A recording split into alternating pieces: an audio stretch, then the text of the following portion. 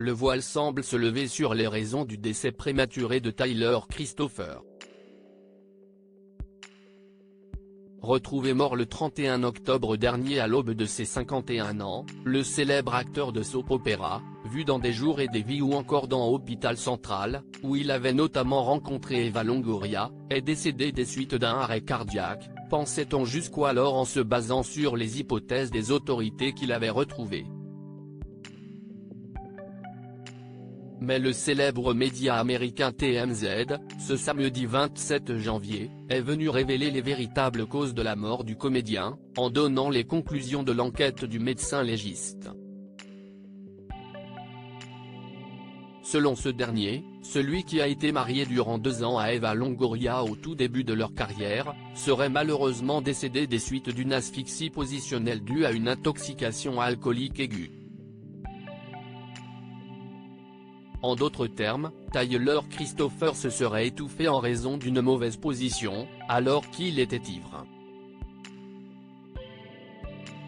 Dans ses conclusions, le médecin légiste a ajouté que le comédien était également victime d'une athérosclérose des artères coronaires, une maladie provoquant une accumulation de plaques graisseuses et calcaires dans les artères et qui a pu contribuer au décès de l'acteur.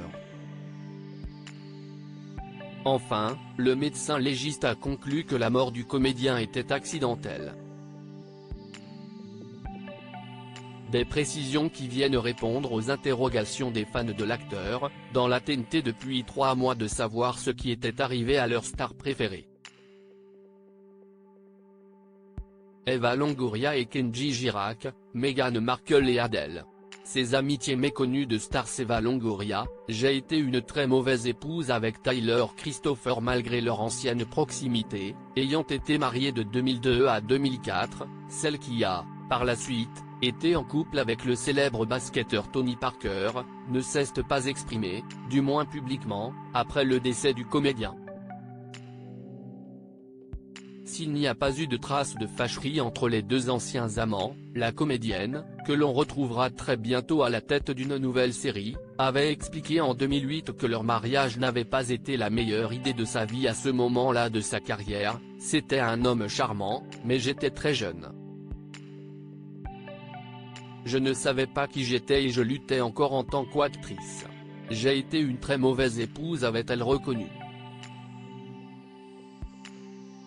Depuis, l'actrice ne semble plus avoir pris la parole à nouveau sur ce sujet. Crédit photo, Backgrid USA.